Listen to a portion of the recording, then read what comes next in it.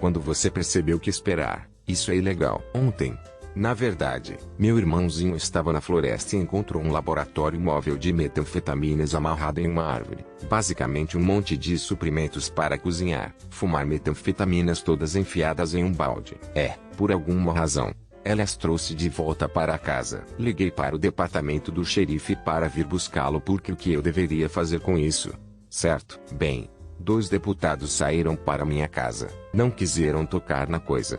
Então finalmente calcei luvas e abri para que eles pudessem ver o que estava dentro dela. Eles pegaram uma pequena mala cheia de canos e me disseram para resolver algo com o resto porque não queriam em seu carro. A solução que eles finalmente encontraram foi eu transportar um balde de metanfetamina em meu veículo pessoal, porque eu dirijo uma caminhonete, para o posto de gasolina mais próximo e despejá-lo legalmente em sua lixeira. Então, sim, isso foi doentio.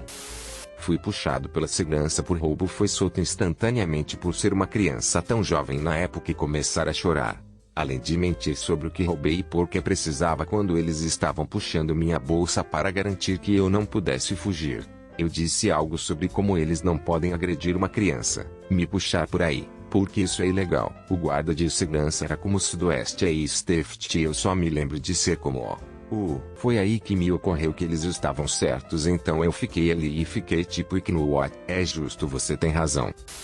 Trabalhei no setor aeroespacial, que utiliza muito óleo EDM que é entregue em barris metálicos de 55 galões. Quando o barril está vazio é considerado um resíduo perigoso, a menos que se corte ambas as extremidades. Então ele se torna magicamente um tubo que pode ser jogado fora em um contentor de lixo comum, uma brecha. Quando eu estava na escola média, eu e um amigo fizemos uma emboscada com carros que passavam com armas de Nerf e colocavam cones na rua para que os carros dirigissem bobos e achávamos que era engraçado como o inferno. Então esse cara encostou, saiu do carro, foi até a casa e teve uma conversa com o avô do meu amigo. O avô do meu amigo não fazia ideia de que estávamos emboscando carros. Depois de alguns minutos, o homem volta para o carro e se afasta. Então o avô do meu amigo teve uma conversa conosco. Aparentemente tínhamos feito uma moça no carro do cara, mas o cara disse que não estava preocupado com a moça. Ele disse que não queria que alguém atirasse de volta em nós com uma arma de verdade, que deveríamos estar seguros e não fazer coisas ruins como essa. Eu e meu amigo percebemos o quanto tínhamos sido estúpidos e nunca emboscamos carros com armas de Nerf ou colocamos cones na estrada para fazer carros dirigirem bobos novamente. Nunca esquecerei aquele cara. Quando meu antigo empregador alegou que minhas 29 horas de férias pendentes foram realmente recalculadas e eu tinha um valor negativo portanto, não receberia nada. A Comissão Trabalhista Provincial também concordou que isso era legal. Da mesma forma, meu chefe me disse que eu não tinha direito a férias como funcionário em tempo parcial. Infelizmente para eles eu trabalhei durante o máximo de horas que os funcionários em tempo parcial puderam ser suficientes ao longo dos anos em que me qualifiquei como funcionário em tempo integral. Bem, ninguém me disse minha empresa rolou todo o tempo de férias. Trabalhei lá por 3 anos e quando fui deixar a HR me perguntou por que nunca tirei férias. Eu disse que nunca vou deixar em vez de pedir férias, chamei por doença por um mês seguido e nunca apareci um dia. Surpreendentemente eles se esqueceram de mim em vez de me demitirem. Um ano depois eles ligaram para perguntar se eu havia me demitido ou ficado muito doente para trabalhar. Eu disse que me demiti e eles me enviaram um cheque de pagamento por mais 2 semanas de PTO que eu não sabia. Tinha 18 anos em uma festa universitária em um refúgio de vida selvagem. Não é legal. Eu sei. 3 carros da polícia mostram luzes e sirenes. Um amigo me dá suas chaves e diz que você é o menos bêbado que nós tira daqui. Acabei de ir com ele. Passei pelos 3 carros e os escapei, junto com muitos outros, pelas ruas da cidade. Acordei no dia seguinte me perguntando se eu tinha um sonho selvagem até que meu colega de quarto me mostrou um vídeo sobre ele. Eu nunca fiz nada parecido antes ou depois daquele incidente. Fui demitido de um trabalho de TI em uma pequena empresa de contabilidade. Verifiquei minha folha de pagamento final, porque o total parecia leve.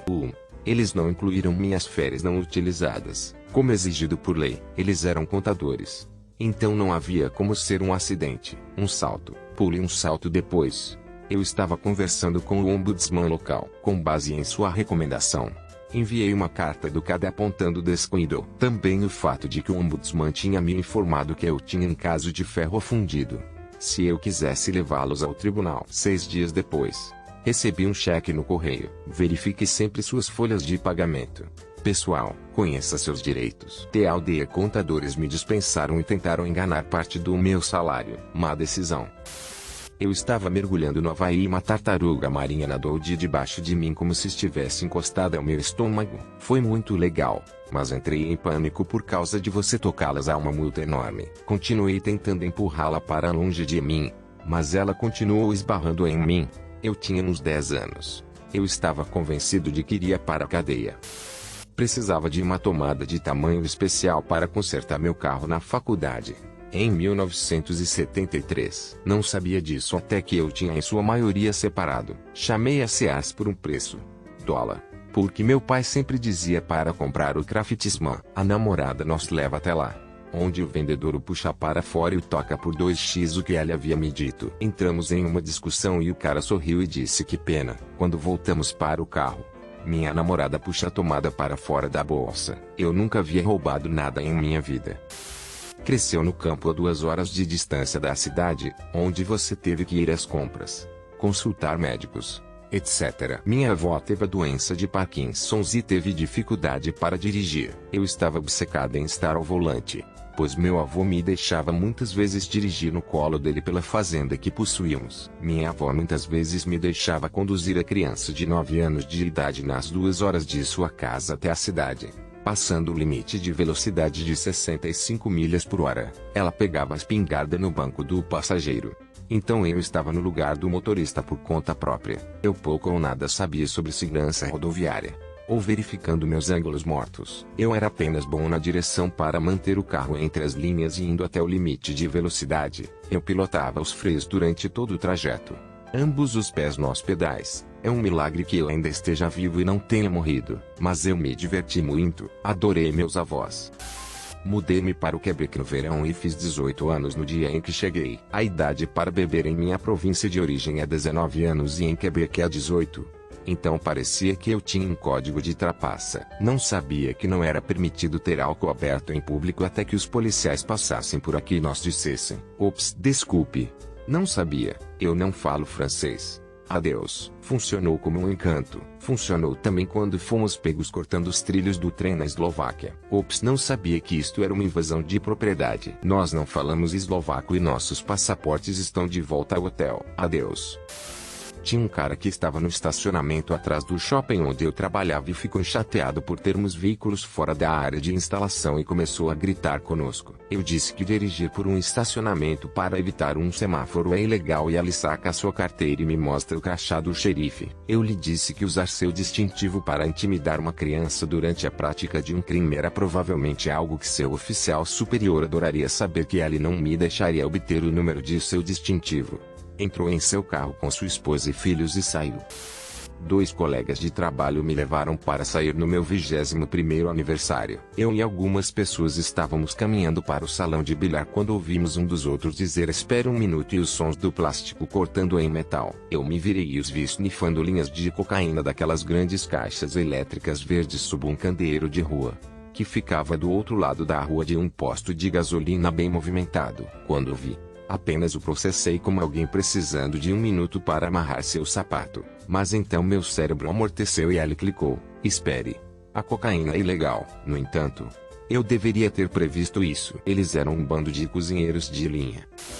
Trabalhava para um pequeno fabricante nos Estados Unidos da América. Os planos para um trabalho vêm do escritório suíço de um cliente sediado nos Estados Unidos da América. Trabalho com estimativa. Começa a inserir algumas coisas no sistema e verifique o bloco de título para informações sobre o projeto. É para uma instalação na porra de Teherã. Google e Chup.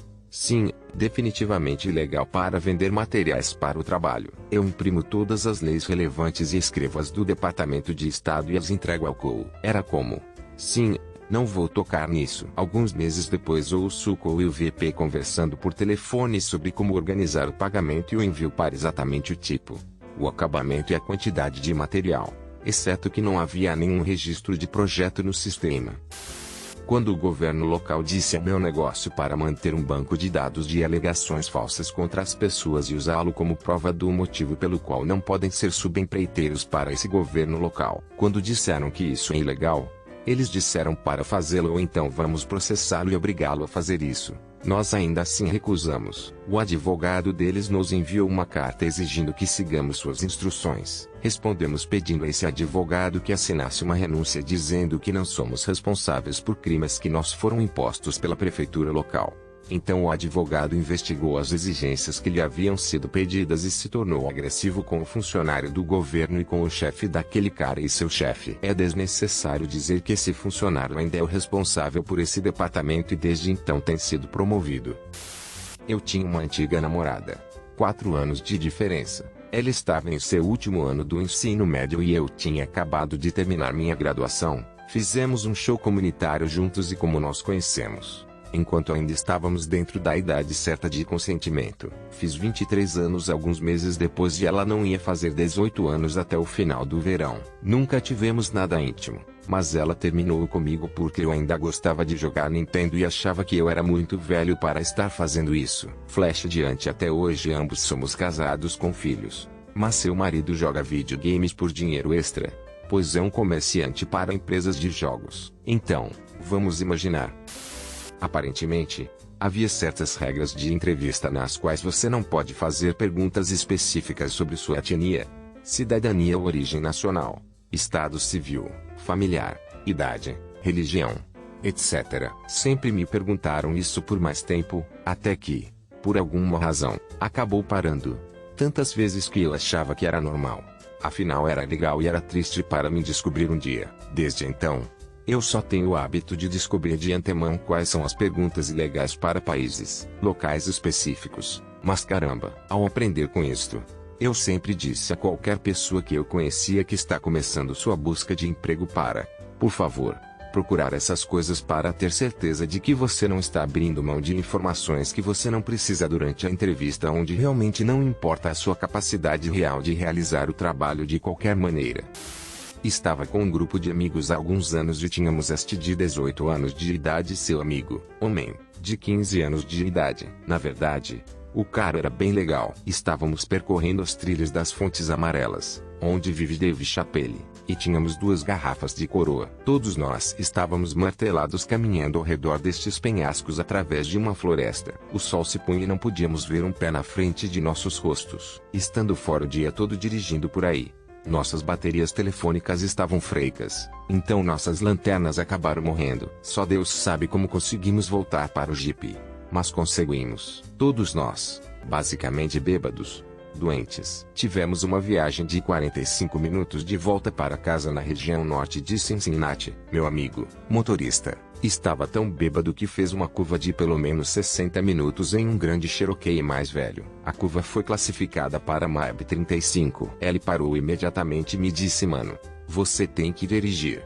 Eu vou acabar nos matando. Então eu peguei o volante e dirigi até a casa. Nenhuma música, nenhuma conversa, nada era permitido porque eu precisava me concentrar. Foi o teste mais difícil da minha vida. Parei no McDonald's e peguei hambúrgueres e freestyle da noite, é claro, quando estávamos de volta à cidade. Finalmente todos nós descemos para o mesmo porão de amigos e enquanto estávamos todos deitados eu me sentei e gritei: eu tenho os gajos de casa, e adormeci deitado em cima de uma grande batata frita jogada no colchão de ar e um cheeseburger duplo comido na minha mão. Quando acordei, percebi os problemas que eu teria tido se fosse pego. Essa é a minha história.